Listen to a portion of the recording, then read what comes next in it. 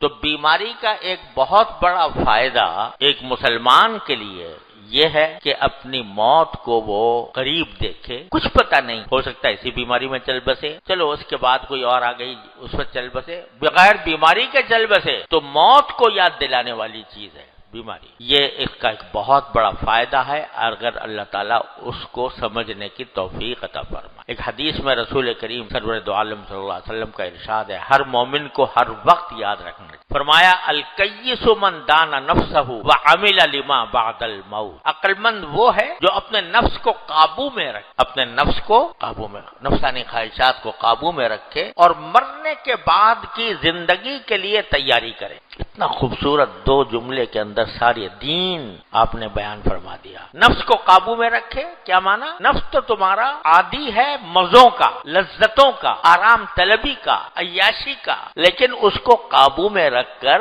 اللہ کے حکم کے مطابق اس کو تابع فرمان کر لو اور مرنے کے بعد کی تیاری کرو. یہاں ساری ہماری دوڑ دھوپ دنیا میں اس کام کے لیے ہو رہی ہے، بھئی کوئی اچھا سا مکان بن جائے، اچھا سا مکان بن جائے، اس کے لیے پتہ نہیں نوکریاں کر رہے ہیں، ملازمتیں کر رہے ہیں، یا کچھ کر رہے ہیں. یہ پتہ نہیں کہ اس مکان میں رہنا کتنا نصیب ہوگا، کچھ پتہ نہیں. بنا بھی لیا، لاکھوں روپیہ بھی خرچ کر دیا، رہنا کتنا نصیب ہوگا کچھ پتہ نہیں. ایک وہ گھر ہے آخرت کا جس میں ہمیشہ رہنا ہے، اس کی تو تیاری کر لو.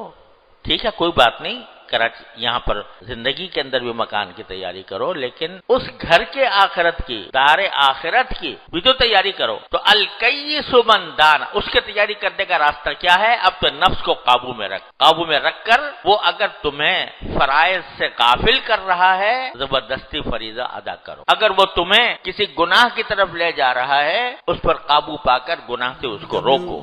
الکیس من دان نفسہ وعمل لما بعد بل عاجز من اتبع نفسہ ہواہا. اور عاجز کون ہے؟ عاجز وہ ہے کہ جو اپنے نفس کو خواہشات نفسانی کے پیچھے لگائے رکھے. نفس کو آزاد چھوڑ رکھا ہے، جو دل میں آ رہا ہے کر رہا ہے.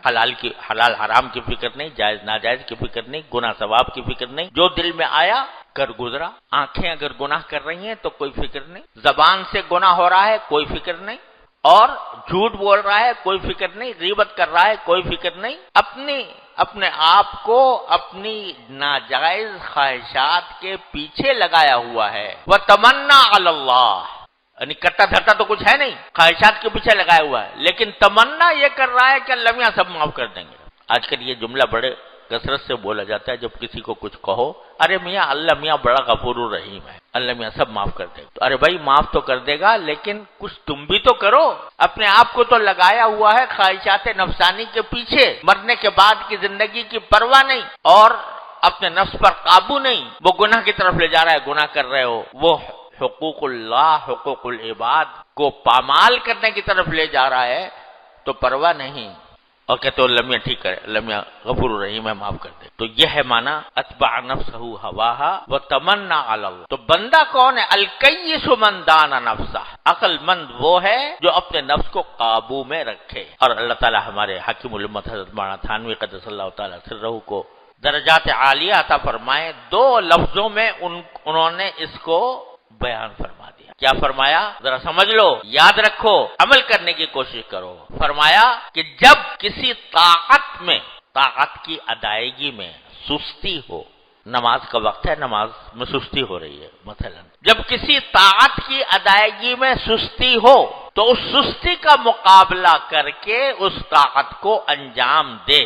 زبردستی کر کے. اپنے دل نہیں چاہ رہا نماز پڑھنے، لیکن اس دل کی خواہش کو پامال کر کے اور اپنے اوپر زبردستی کر کے اور اس کی خواہش کو ٹھکرا کر وہ طاعت انجام دے.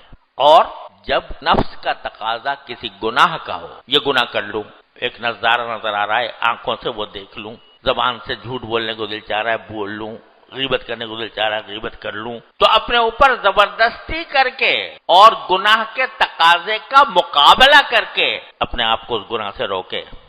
تو فرمایا کہ اسی سے تعلق مع اللہ پیدا ہوتا ہے، اسی سے تعلق مع اللہ باقی رہتا ہے، اسی سے تعلق مع اللہ ترقی کرتا ہے.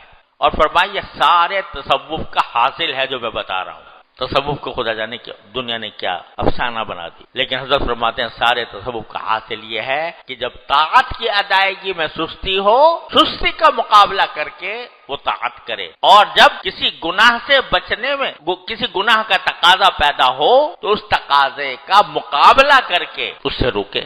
بس اسی سے تعلق میں اللہ پیدا ہوتا ہے، اسی سے ترقی کرتا ہے، اور پھر یہاں تک کہ بندہ اپنے اللہ سے جا ملتا ہے۔ یہ ہے معنی الکیس من دان نفسہ، عقل مند وہ ہے جو اپنے نفس کو قابو میں رکھے۔ قابو میں رکھنے کا معنی یہی زبردستی کرے اس کے اوپر۔ بہت سی دنیا کے کام کے لیے زبردستی کرنی پڑتی ہے، اللہ کے لیے زبردستی کر لو۔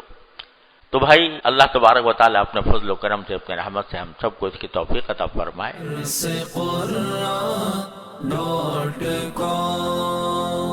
www.darsequran.com